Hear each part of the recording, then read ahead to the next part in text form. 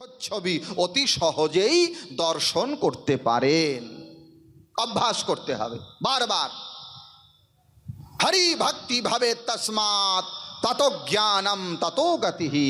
আর যখন বারবার অভ্যাস করতে করতে মন স্থির হবে তখন তত্ত্ব জ্ঞান হবে, আর জ্ঞান হলেই মুক্তি।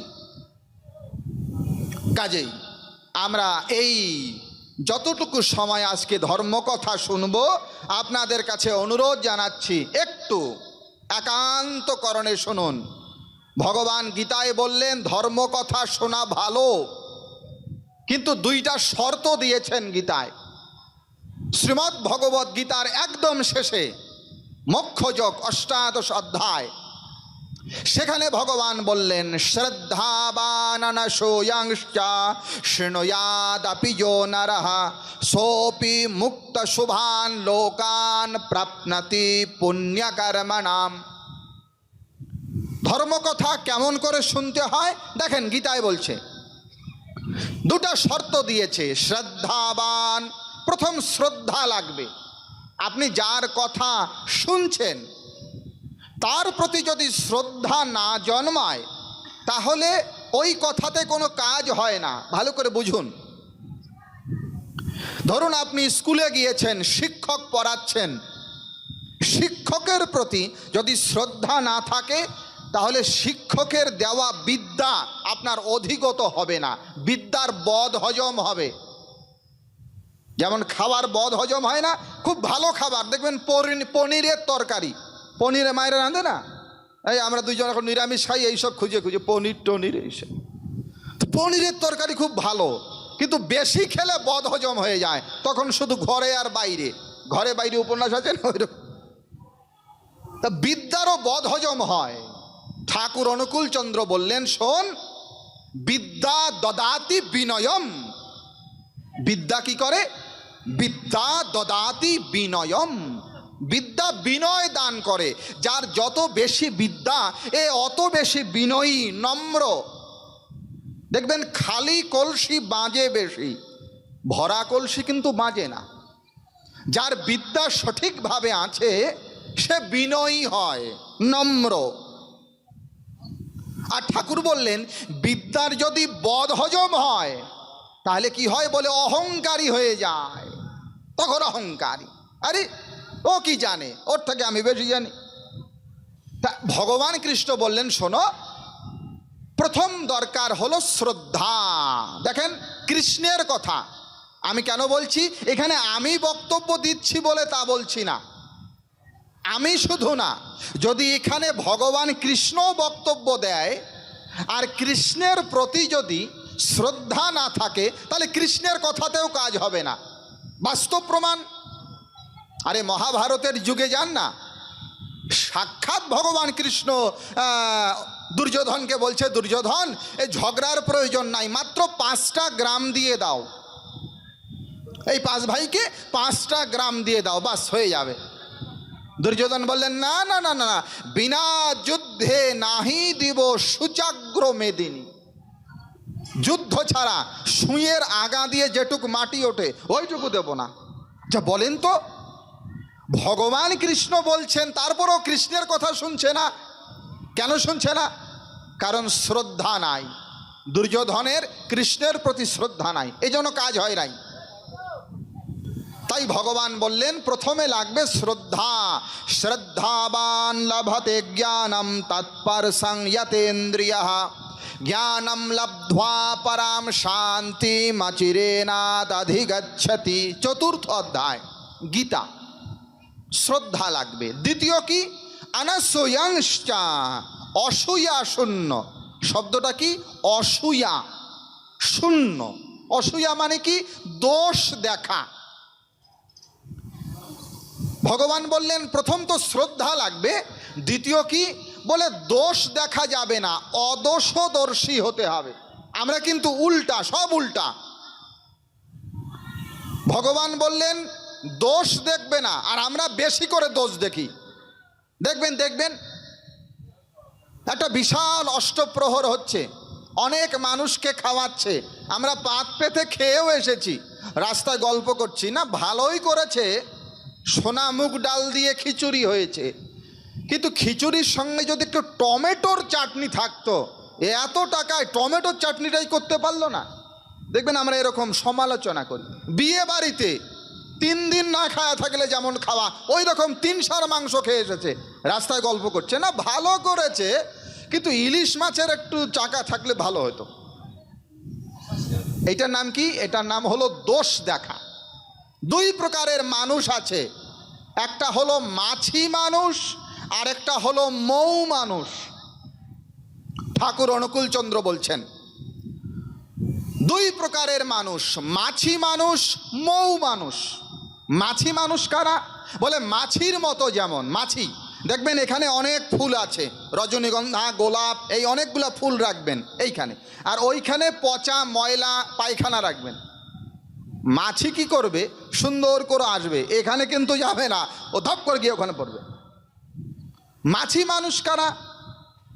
অনেক ভালো, অনেক ভালোর মধ্যে কোনটা মন্দ ওইটা বের করে আনে, ওর নাম মাছি মানুষ।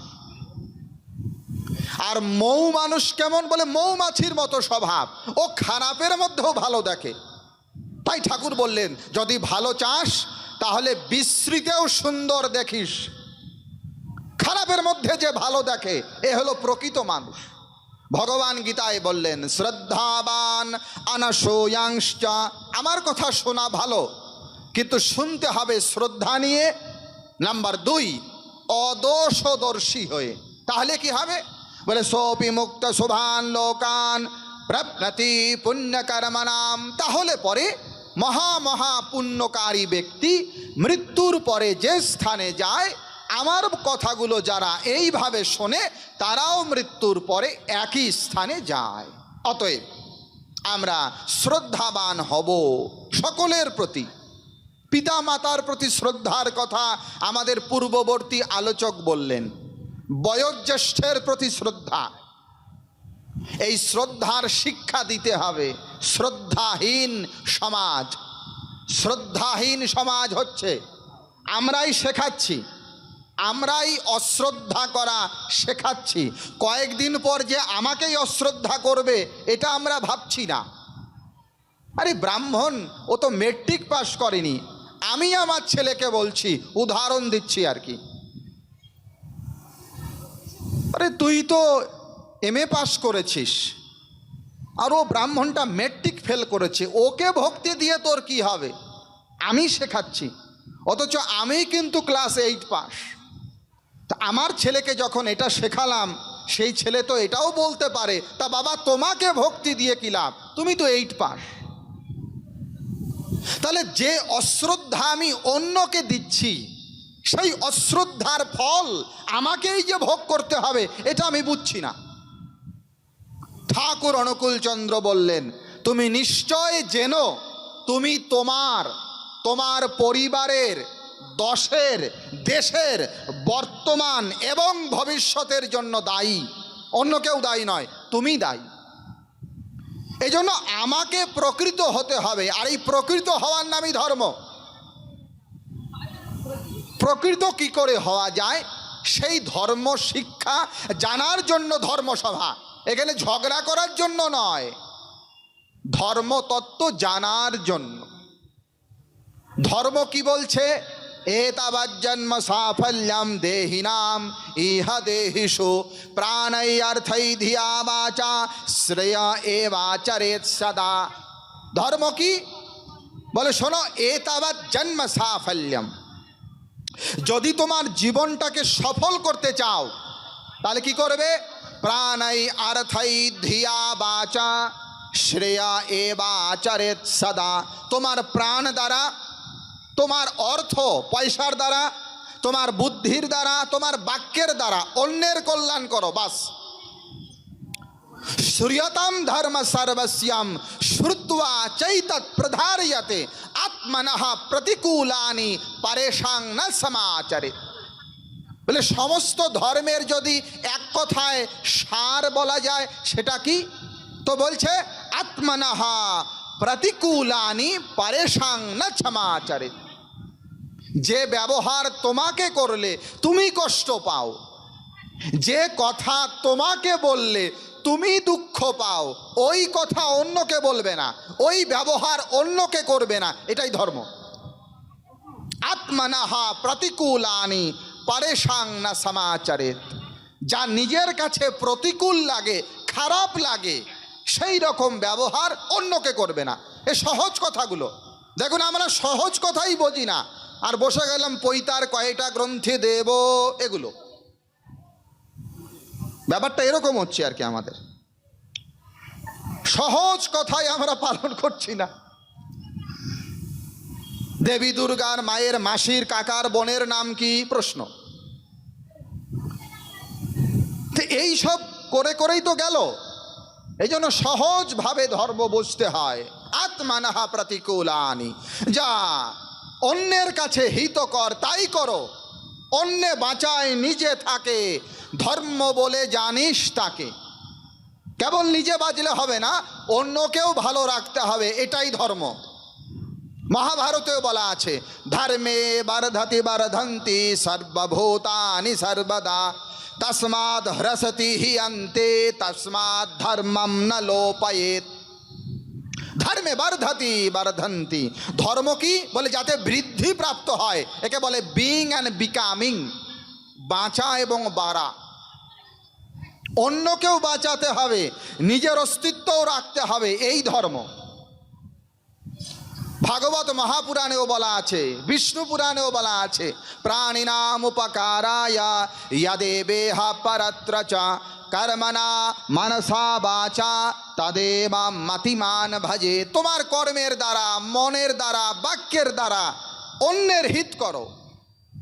শ্রূয়তাম, দক্ষ সংহিতায় দক্ষ বলছেন, সহ জীবতি यो एवैक बहुविश्चोप्य जीव्यते জীবন্ত মৃতকাশ্চান্ডে ইয়া আত্মাম ভরয়ো নরহা। সে ব্যক্তি জীবিত আছে, সে ব্যক্তি বেঁচে আছে, যো বহুবিশ্চোপ্য জীব্যতে, যে ব্যক্তির বেঁচে থাকা বহু লোকের বেঁচে থাকাকে নিশ্চিত করে। অর্থাৎ যে ব্যক্তি অন্য অনেক লোককে বাঁচায়, সেই বেঁচে আছে। আর জীবন্ত মৃতকাশ্চান্নে ইয়ো আত্মাম ভরয়ো নরহা, যে ব্যক্তি কেবল নিজের জন্য বাঁচে, কেবল নিজের জন্য, ওর বেঁচে থাকা আর মরে যাওয়া সমান। এজন্য অন্যে বাঁচায়, নিজে থাকে, ধর্ম বলে জানিস তাকে। সহজ কথা। ধর্মের প্রথম সিঁড়ি কি? কপটতা শূন্য হও। আমার আলোচনার পূর্বে ভজন হলো, শ্রী শ্রী ঠাকুর অনুকূল চন্দ্র রচিত।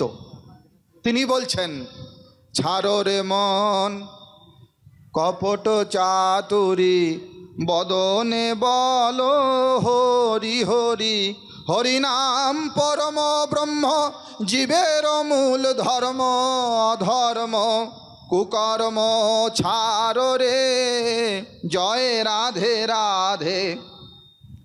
এখানে একটা লক্ষণীয় বিষয় আছে। হরিনাম করার কথা অনেকেই বলেছে, কিন্তু ঠাকুর একটু সংযুক্ত করে দিয়ে বলছেন, ছাড়ো রে মন কপট চাতুরি। আগে কপট চাতুরি ছাড়তে হবে। কপট চাতুরি মানে কি? মন এবং মুখ দুই দুই রকম। মনে একরকম, মুখে আরেক রকম, মুখে একরকম, মনে আরেক রকম। এর নাম কপটতা। কপটতা ছাড়তে হবে। মনয়েব মনুষ্যানাং কারণং বন্ধমোক্ষয়ঃ, বন্ধায় বিষয়া সঙ্গয়ী মুক্তয়ী নির্বিষয়ম যথা ব্রহ্মবিন্দু উপনিষদ।